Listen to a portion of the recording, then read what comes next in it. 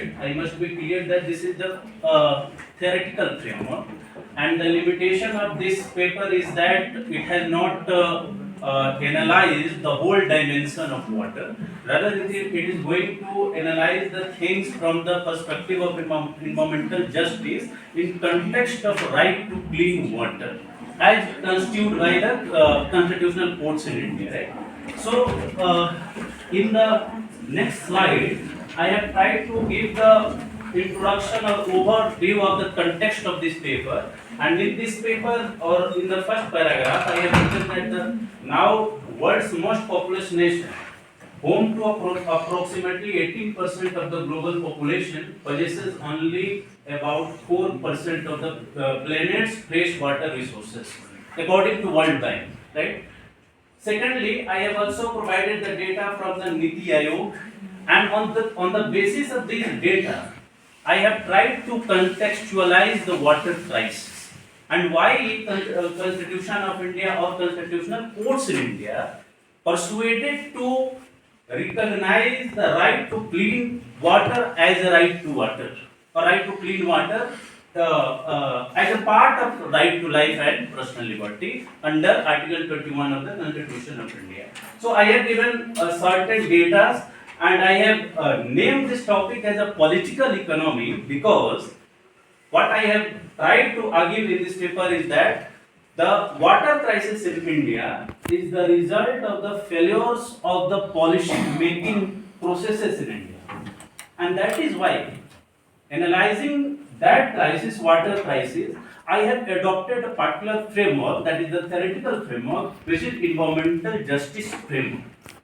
Okay. And that environmental justice framework, as I have argued, sir, I will try to give the essence of the paper. I will not read out the paper, right?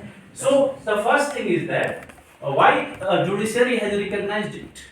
So I have tried to give the whole context in which judiciary was persuaded. This crisis means at the same time there are a lot of provision in our legal system. There is constitution, constitutional rights, constitutional sense of justice, whether it is social, economic and political, but environmental justice has not been mentioned. And of course it is emerging. So I have tried to show that there is contradiction where there is provisions, legal principles, there are a lot of principles, but there is reality also. We are talking about the constitutional principles of justice, but there are majority of people in India, especially from the deprived section of the society, who are not getting the adequate water. Despite the fact that there are legal instruments, means what I want to say is that the national legal instruments, international instruments, all are recognizing. But at the ground level, we are not getting this water. And of course, certain section of people are getting, but majority of people are not getting. That is the main essence and concern of this paper. Yeah, let's move on. Yeah, that's okay. So let's go on. So, important findings. Let's see. so sir, some subheadings, sub themes are there. I'm not going to discuss. Just come to important. Yes. And I'm going to going directly to the conclusion. Yes. And conclusion is that what I suggest in this conclusions and your arguments. Arguments. So my arguments is that that there is gap between our principles, ideals, whether it is constitutional ideals or legal ideals, but there is a huge gap in practices, and I am tracing that gap in our social structures, where still we are hierarchical, gender-based, caste-based, class-based. So what I am arguing is that these structures are mediating forces, where there is ideals, but when we are going to execute it, there are social structures. And that is stopping it, obstructing it. And that is why I have suggested some measures. Okay, let's come. And that point is in the... Just 1 minute only. Yes. I will just include. So firstly, India's need is to, I argue that the state intervention is necessary for the equitable distribution of the water. Second, a bottom-up approach should be included in the policy making. Since any law in India has not recognized right to clean water as a right. I have investigated in this paper and in my thesis, sir, also. And that is why I am saying this should be recognized. This gap should be filled. Third, bottom-up approach where community, deprived community, should be participated in the policy making process. Then we can hopefully address this. And fourth is the policy making must be reoriented with centrality of those who are deprived, right? And fifth is some sort of a state kind of socialism which has been enshrined in the constitution might help in providing adequate water to the deprived people for realizing the right to clean water in India. Thanks. Okay. That's nice. Only thing actually, is it a work in progress or you have already completed? No, sir, I am final year PhD student, so I Yet will to submit. submit. Yes. See, I hope you have it right, sir. See, it's more important. See, you have already mentioned, as I let it from you, basically there is a structural deficiency in our system. And how, in terms of the method, because it's very, some of these conclusions you have given are very wide ranging, comprehensive.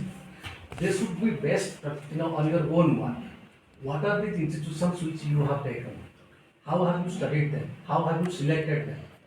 So that's the methodology part is very, very important to stand the test of any, I would say, practitioners or even the peers also. So what is that methodology? What are the institutions which you have taken? How have you selected them? So those things are, I think these things are not answered yet, sir. You might have it in your, thesis. Actually, I have included in main paper. Okay. Actually, my focus is the role of judiciary in the environmental governance. That's okay. You said Yes, yes. that's not happening basically because you have gone beyond that. You said there is a structural deficiency Yes. at different levels. Judiciary is one of them. You have recently you have gone beyond that. You said caste, class, community, all these things. So that is taking this argument beyond judiciary. Or if you can link up that how judiciary and these institutions are connected, and according to your methodology takes care of that, then it will be a substantial one. The idea and all that is praiseworthy. Methodology part, I think needs to be taken care of. So, Thank you so much. Yes, I just want to know it's Yeah. for me.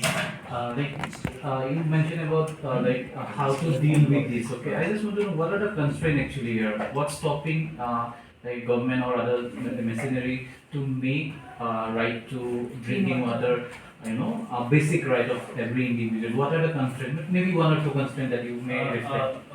First, sir, what I found during my research is that one principle of constitution, that is the separation of power, right? Where judiciary decides and interprets the law, but the execution capacity is with the executive and you can say executive branch of the state. So there is gap. They will decide, but execution is bound to fail.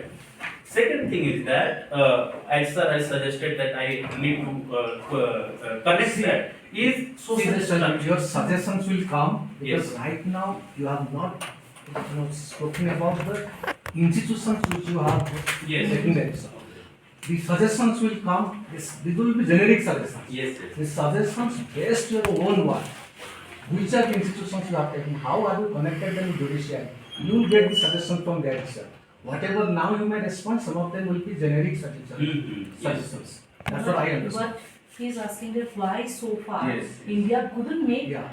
clean water. So far my belief, because there are different types of constraints are here. Infrastructural constraints also is one of the constraints which we cannot simply declare, and after that we cannot do. There are various other rights also which the government has not yet make it a right as per the. Okay, I think we can continue the discussion. Maybe let's stop it. Okay. Yeah. I will. No, no. Okay. Yeah. And second thing is What about you? social structure. Yeah. Yeah. That's There what are so now. many things that It's there just are. not telling social structure. How you have done it in your country. That's more important. That's all. Okay. My principles as sir suggested. Yeah. So let's go Do you have ahead. any data regarding what percentage of India's population is deprived from water? Forget about clean water. Actually, sir, there is lack of data on it. Even not So on. if there is no data, can I say that it's an argument which is not based on research findings, rather assumption-based narratives? Sir, in terms of percentage, Professor, what you can do actually, since is I'm saying no, right now, in his first page, sir, it has been already written that how many percent of population are deprived in million. Right? It is Niti so Aayog. that's what I was about to tell. Niti Yes. Aayog has Yes, one yes, CRD yes. data, Yes. so I think you could have quoted that data. Yeah, I have quoted. Okay, so let's Yeah. stop it itself and you can discuss with your friends within the hour's time. Okay, thank you so much for sensitizing us to this. Yes. So let's go to the next question. Professor Anup Kumar. Professor.